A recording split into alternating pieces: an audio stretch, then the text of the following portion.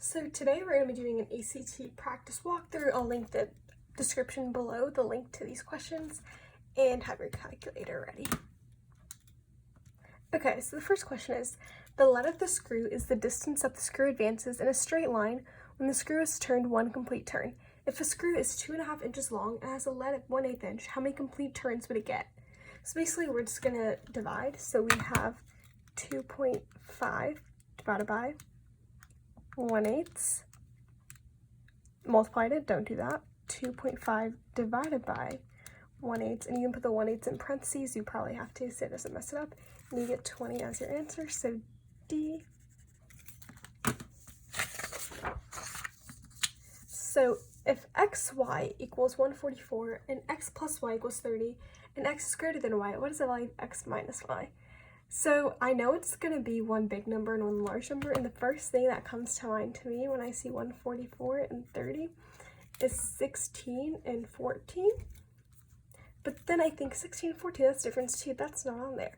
So I start going down the list. 18 seems like a pretty big difference. I'm going to try 24 and 6. And look at that, it gives me 144. 24 plus 6 equals 30, so 24 minus 6 is equal to 18, so H is the answer. So which of the following is the sine of angle A? So remember, sine, SOHCAHTOA. So sine is just opposite over hypotenuse, so A is over here, so the opposite is 12, and the hypotenuse is 13, so it's 12 over 13, which is C.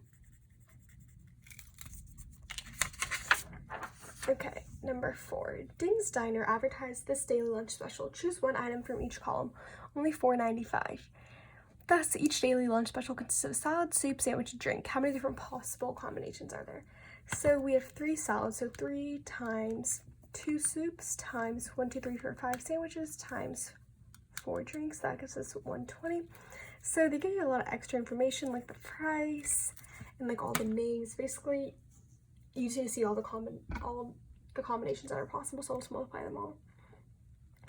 The volume V of the right circular cone with the radius r and height h shown below can be found using the formula 1/3 pi r squared h. This is supposed to be a squared, so you should know that.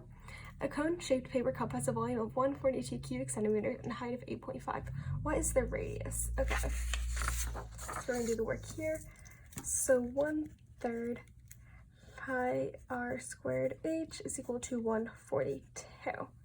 So 1/3 pi r squared, and h is 8.5, equals 142. So I'm going to multiply both sides by 3. So 142 times 3. So pi r squared times 8.5 is equal to 426. I'm going to divide each side by 8.5.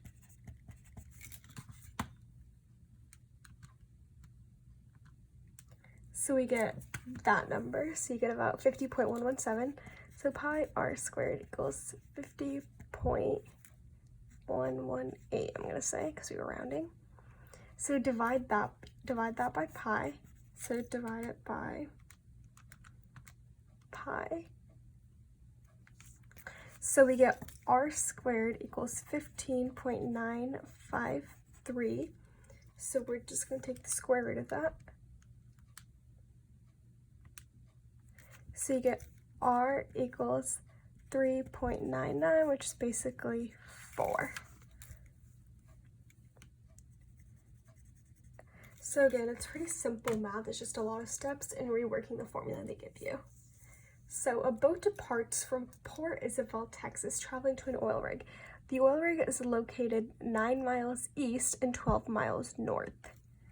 So about how many miles from the oil rig's departure point. So when they give us this, about how many miles, they're trying to find distance. So you can draw your right triangle.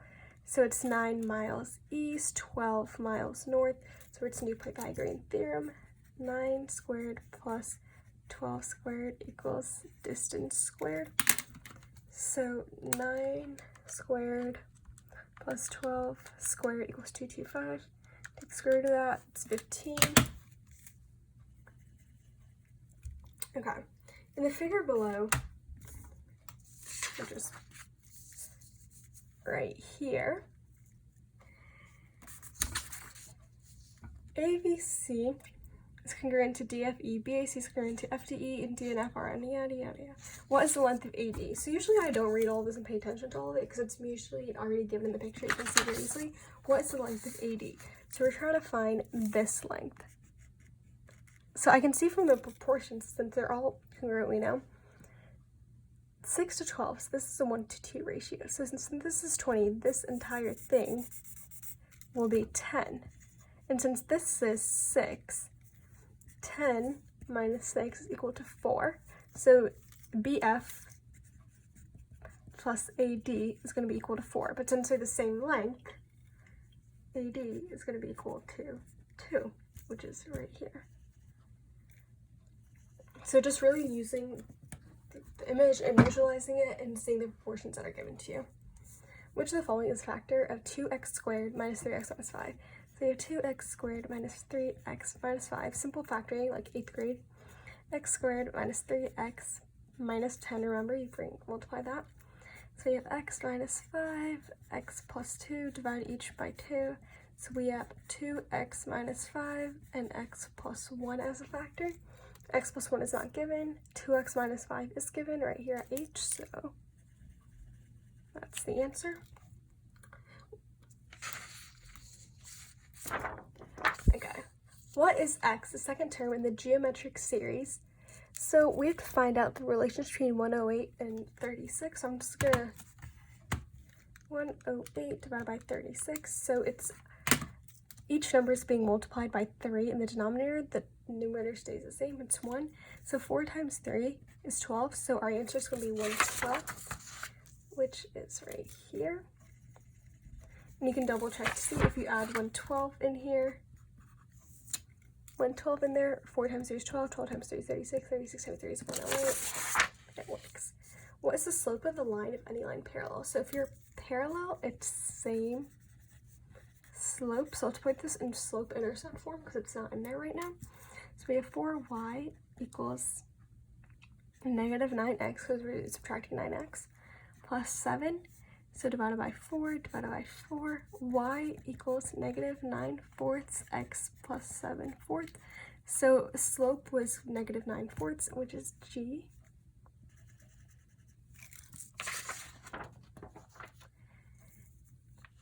A DVD player with the list price of $100 is marked down 30%. If John gets an employee discount of 20% off the sale price, how much does John pay? So first, it's 30% off $100. So technically, it's just 0.70% times 100, which is equal to $70. So now he gets 20% off this. So it's 0.8 times 70, which gives us 56, which is right here. Because you could do 100 minus 30%, but it's just easy to calculate the price you're going to be paying, not the price that's going to be discounted. So when they say it's marked down 30%, you should be indicating you're paying 70%. When it's marked down 20%, you're paying 80%. Okay, number 12. So we have that. So that just really is negative 81. Because the negative 9 squared turns into 81, and there's negative again, so it's negative 81. So again, when we have the negative, it's I, and they give it to us here. So we have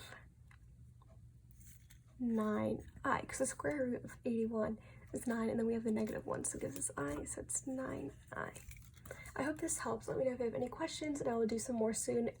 You can use a calculator for all these questions, so make sure if a calculator is helpful to you, use it on every single question.